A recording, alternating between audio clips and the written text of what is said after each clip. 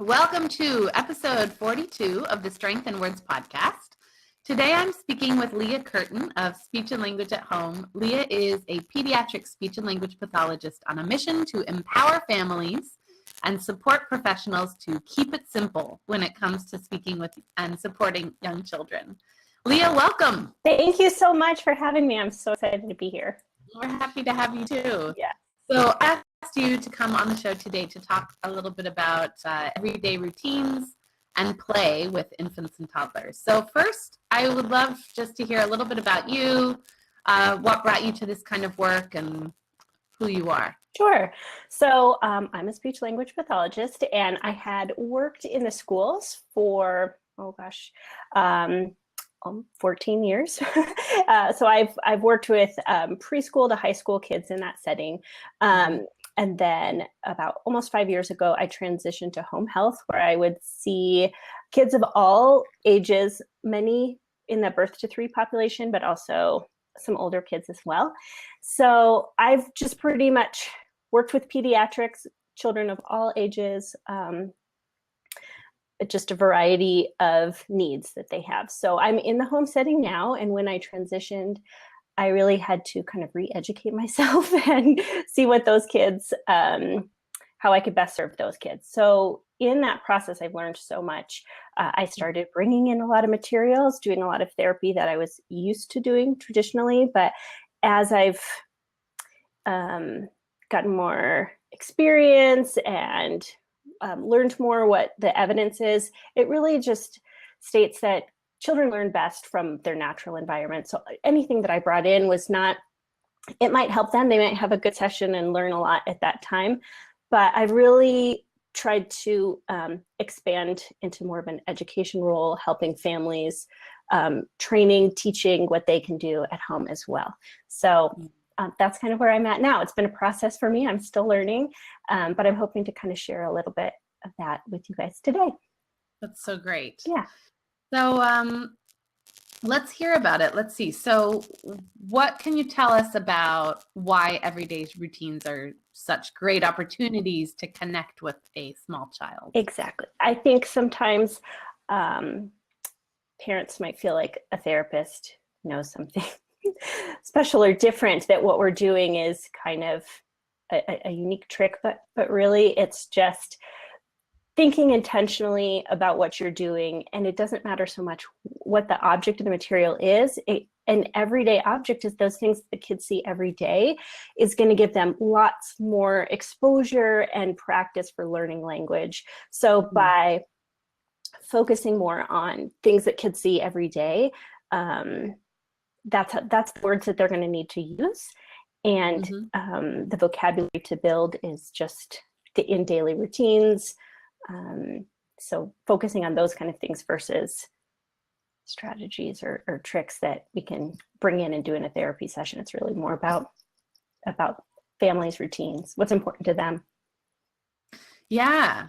So I understand that you've brought a few sort of common household objects with you today. So sure. Can you tell us what they are and what are your best using them? Kind of thinking about the things that I use, and they sort of fall into, in my brain, I can kind of look at them as, I sort of grouped them together.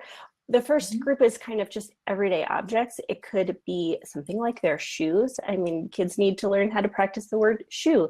And just common objects they use all day long. So things you have around your home.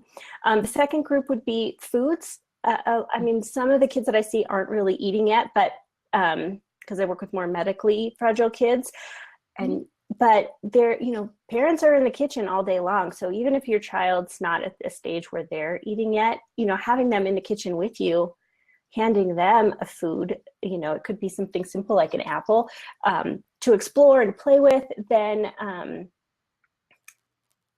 those are really unique sensory rich opportunities too.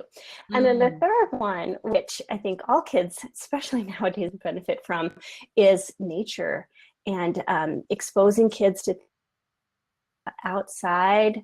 I think as parents, we tend to buy those baby safe toys that are fantastic and they're safe for a reason.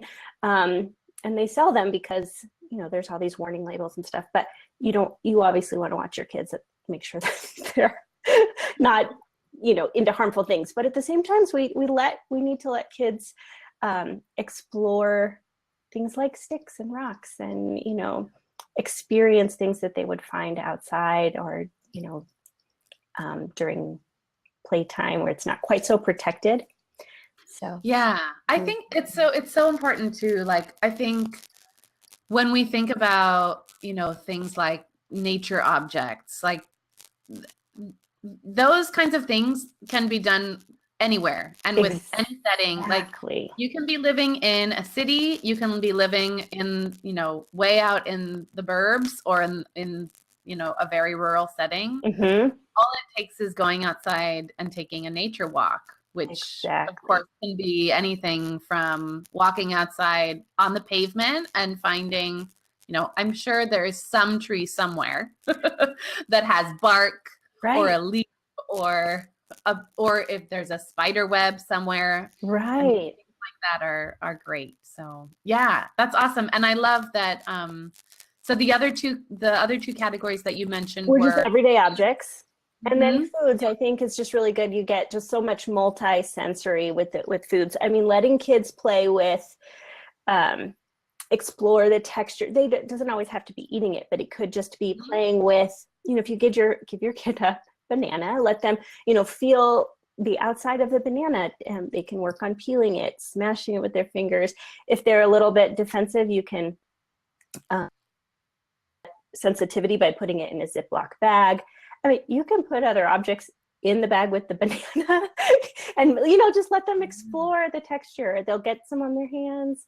They can smell it and more of an experience that's an activity based around food, but not the purpose of eating necessarily.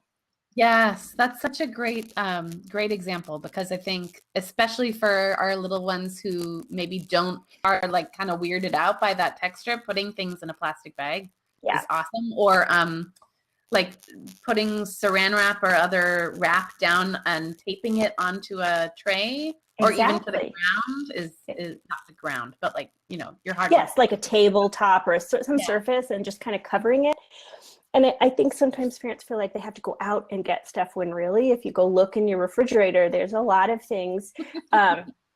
One of the things I've done with kids before is just take yogurt, like plain yogurt, and I'll put it in little different containers and add food coloring, and it makes a really easy finger paint that they can explore as an art activity, but it's still safe. Yes. If they get that. So that's just one simple idea as far as using your refrigerator. Yeah. Awesome.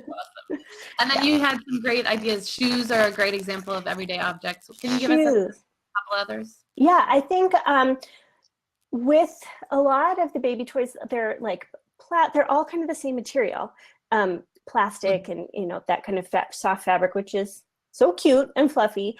But exposing kids to, what child is not like a phone? I mean, just like pulling out, if you have any old electronics, like old phones or even keyboards are great. Just to kind of play with old electronics for little ones, just to kind of feel that for toddlers who are learning more of like kind of getting into that pretend play. It's really fun. And I've used old phones with kids to help get them talking, like they're pretending to talk on the phone. So, it's not going to matter if they're chewing on them. So kind of old phones, it could be something like just tape, that'll keep kids busy for a long time. If you just exploring the texture, making a roll like inside out so they can stick things to it, putting it on their wrists so they can, just play with it, be entertained. They're getting kind of that sensation. Or you can, if they're sitting in a high chair watching you make dinner, you can tape some things down to their tray, and it'll, they can use their fingers, which is great for fine motor, to pull it off. And you can work on vocabulary: pull, sticky, off, on. Yes. More. Yep. There's no end. I love it. Yes. Great. Yes. And then with the nature thing too, I think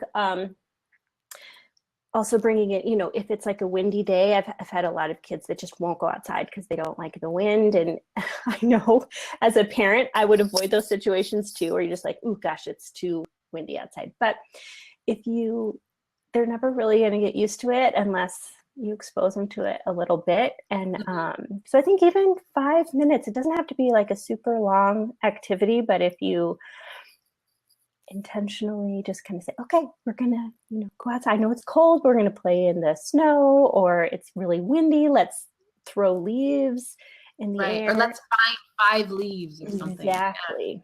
Scavenger hunts are really great for outside because it gives kids, like, first of all, it's a great way to burn off some of that energy that they need to run around. But if you say, okay, let's look for pine cones, how many pine cones can you find? And go, that's great to keep them busy, lots of movement. They can run around and look for things. Where did you find it? Lots of great language there. Oh, that's wonderful. Yeah. Awesome. Well, we're going to just take a small break to hear a word from our sponsors, and then we'll hear a little bit more about some of your favorite resources, Lia, for other ideas that you mentioned. Sounds good. Do you want to provide an enriching environment without all the plastic bells and whistles? Do you want to know how to stimulate your infant or toddler's growth and development? Are you tired of trying to do this all in a vacuum? We weren't meant to parent in isolation. That's why I created the Strength in Words Community Lab, a content and community hub that brings you peace of mind that you have what matters when you need it most. Bite-sized morsels of developmental information, activity ideas to apply right now, developmental music classes, unprecedented access to professionals and special guests like the one we have today, and an active, engaged community of others like you. The Community Lab is an all-in-one resource that isn't one size fits all. To take your free 1-week trial and join us for everything I've just described, as well as member access to Q&A sessions with the featured guests I bring onto the podcast, come check out community.strengthinwords.com. All right, so what are some of your favorite resources for ideas and information about play and routines, Lia? Can you tell us a few of those? Well, I think a lot of parents turn to Pinterest to look for ideas, which can be good and bad. I think sometimes we compare ourselves, be like, oh, there's a lot of ideas out there, but you also just have to kind of keep it realistic. I don't need to keep up or make it as elaborate with that, but there are a lot of really good ideas. So if you find, like when we were talking about the food, if you're looking for more ideas of what to do with cooked pasta or things like that, you can just, that's a great resource to search for things. I've been working on creating a packet of like monthly activities or resources for parents. And every month I'm putting out, it's a resource that gives you ideas of specifically what to do with everyday items. So it could be paper plates or rocks from outside or sticks. So just giving parents more specific, concrete examples about that. I look for, as far as daily routines and stuff, I also look for like songs that I can sing, and I wish I could. You do great songs. I know your podcast has a wonderful library of songs, but you can just make them up as you go. So a lot of the things are just based on what I need to individualize for each kid. So yeah, I love taking a song that is like a familiar tune and then just making up the words based on what I'm doing around my time. Yeah, I mean, it's hard for resources like that. I think what you do is great, is you take the situation, a song that you know, and you kind of pair them together. So you have great examples of that. Thanks. Yeah. We have a ton of those, like each month in the community lab, we actually have like a new enrichment session full of a bunch of new ideas each month. So You keep a whole running library of that in here too. Yeah, I think it's good. I mean, parents, I think when I work with them, they see that, but sometimes they just need an example or a couple to hear and to listen to. So that's a great resource for that you can hear something that might give you an idea, either repeating those that you've done, or it's also a good model for things that they can go and do on their own. Yeah, exactly. Awesome. Yeah.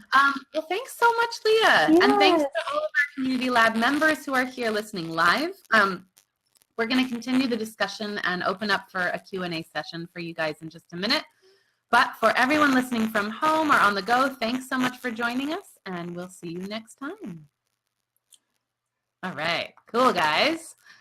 Awesome. So, does anyone have any specific questions for Lia? Because this is a good time. Oh, here, I think I see, looks like someone has asked a question here on the event page. So I'm just going to take a look at that here. All right, Tara has given an example of what she likes to do with her kiddos. Cool. Fun songs. Anybody have any questions? Let's see. I have a question for you, Lia. Yes. What were some